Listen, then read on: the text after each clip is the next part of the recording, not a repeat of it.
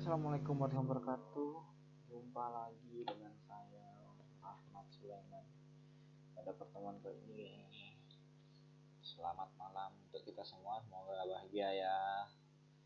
Nah, mana nih presentasinya? Pada pertemuan kali ini kita akan membahas kebutuhan perangkat lunak. Yang pertama, isu utama yang diangkat sebagai pertimbangan dalam pengukuran kesuksesan sebuah perangkat lunak adalah apakah perangkat lunak yang dibuat mampu memenuhi semua kebutuhan penggunanya, yaitu tingkat kepuasan pengguna. Kalau dalam hal ini bahasa kerennya customer satisfaction ya. Maksudnya misalkan kita buat aplikasi itu apakah sudah sesuai dengan yang diinginkan user itu, atau yang berkaitan sama penggunaan perangkat lunak tersebut. Kan ada tuh orang yang bikin perangkat lunaknya canggih, keren segala macam, tapi sulit digunakan. Walaupun aplikasinya bagus, canggih segala macam, kalau si penggunanya sulit menggunakannya, kan artinya tidak bisa memaksimalkan penggunaan perangkat lunak yang dibuat. Seperti itu. Itu salah satu contohnya aja ya. Nah, proses rekayasa kebutuhan adalah aktivitas yang terstruktur untuk memelihara dokumen kebutuhan sistem ini menurut Heyer 1997. Tugas rekayasa pada umumnya adalah digambarkan sebagai penciptaan dari solusi keefisien biaya untuk masalah kehidupan yang nyata dengan menerapkan pengetahuan keilmuan. Nah, terus ada pendapat lagi nih dari Nusseibeh tahun 2000, digambarkan sebagai tugas untuk mengetahui kegiatan pengembangan untuk masalah dunia nyata, sehingga ketepatan dan keefektifan biaya dari solusi dapat dianalisis. Ya, kalau bicara tentang ini pasti berkaitan dengan biaya ya. Tujuannya agar apa? Sama, efektif dan efisien. Itu yang bisa kita tangkap dari beberapa pendapat para ahli. Nah, dari sudut pandang pengembangan sistem perangkat lunak, ada dua aktivitas yang dikenal, yaitu rekayasa kebutuhan atau rekayasa perangkat lunak. Makanya jangan keliru ketika kita pakai model sesuatu dalam pengembangan perangkat lunak tuh ada namanya analisa kebutuhan sistem, analisa kebutuhan user, analisa kebutuhan ini, ada banyak. Mengapa rekayasa kebutuhan sangat diperlukan? Satu, klien kita atau customer tidak selalu mengetahui dengan pasti dan jelas mengenai apa yang diperlukan. Betul, jadi makanya kan kalau kita lihat customer, misalnya kita jualan aja nih, kita jualan apa, ternyata masalahnya apa sih namanya, masalah customer tadi misalkan keselio di bagian tangan nih. Nah, yang dia tahu kan keselio bagian tangan sini aja, tapi dia nggak tahu ternyata di bagian sikutnya atau di sininya tuh ada yang luka yang sehingga menyebabkan nyerinya di bagian sini. Sama kayak kita buat perangkat lunak juga, customer maunya kayak gini tapi dia tuh nggak tahu ada pilihan lain yang seperti ini. Makanya kan kita harus tahu dulu apa yang diperlukan. Misalkan bergerak di bidang apa sih, penjualan, berarti kan kita harus menyiapkan set yang diperlukan dalam bagian penjualan untuk customer kita nanti. Kamu. Kedua, kebutuhan yang diutarakan oleh klien tidak selalu sesuai dengan apa yang dimaksud. Nah, ada tuh kadang kliennya maunya kayak A, B, C, D. Tapi ternyata setelah kita analisis dari mulai proses bisnisnya segala macam, ternyata urutannya A, D, B, C gitu kan. Ada aja yang nggak sesuai. Ketiga, kebutuhan klien berubah-ubah sepanjang kegiatan pembangunan perangkat lunak. Makanya kan kita sangat diperlukan. Kalau ini yang ketiga ini tergantung model ya. Kalau kita pakai waterfall itu wajib di perancangan utama itu kita tahu semua kebutuhannya. Jadi sehingga waktu kita sudah berjalan, nggak ada lagi perubahan-perubahan kayak gini. Jadi kalau kliennya sering berubah-ubah, itu yang cocok itu pakai RAD, mungkin ya prototype masih bisa, spiral masih bisa. Tapi kalau untuk menggunakan waterfall dengan kebutuhan klien yang berubah-ubah itu kayaknya agak sulit. 7 tahapan fungsi rekayasa kebutuhan. 1. Inception, permulaan. Diawali dengan pembacaan negosiasi tentang proyek ya. Ini biasanya masuk bagian perencanaan. Ini biasanya diawali dengan mengidentifikasi dan penetapan stakeholder proyek terkait. Mulai dari semua yang terkait lah ya untuk proyek tersebut biasanya diundang dalam satu rapat di FGD, itu forum group discussion. Nanti ada yang ngomong A, B, C, D segala macam kebutuhannya tuh bakal ditanya. Ada pengungkapkan elicitation, bahasa kecang pedang ini. Klien mengungkapkan kebutuhan, tidak mudah karena batasan sistem sering, belum, dan tidak jelas. Klien tidak paham apa yang dibutuhkan sehingga pengembang perlu mendefinisikan kebutuhan tersebut. Kebutuhan klien sering berubah-ubah. Elaboration, apa yang diungkapkan pada proses permulaan dan pengumpakan dijelaskan panjang lebar dan didefinisikan dengan jelas pada fungsi ini.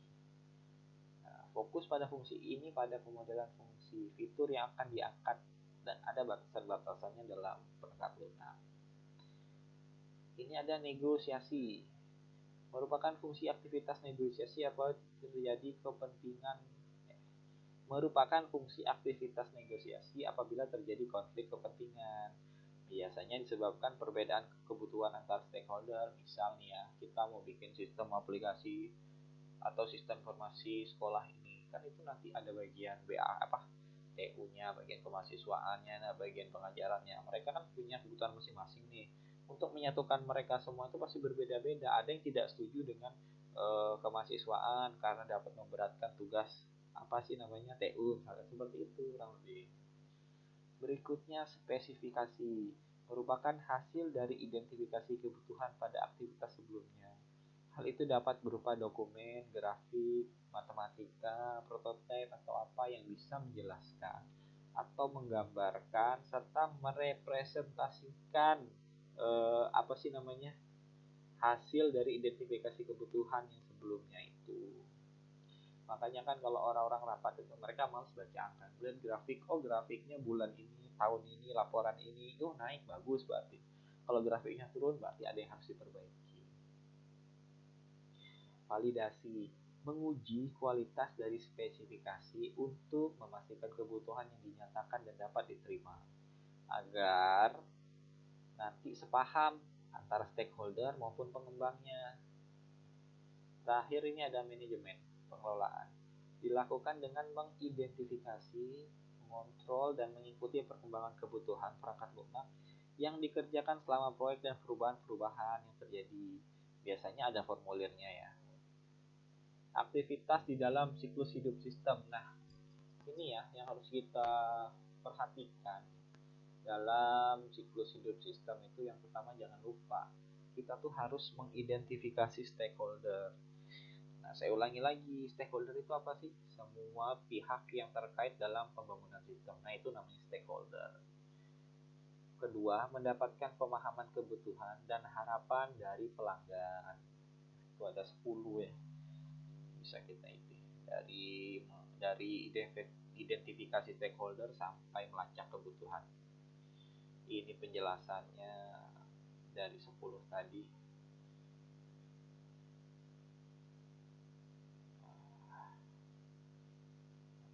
Nah, ini dia yang agak bagus. Enough.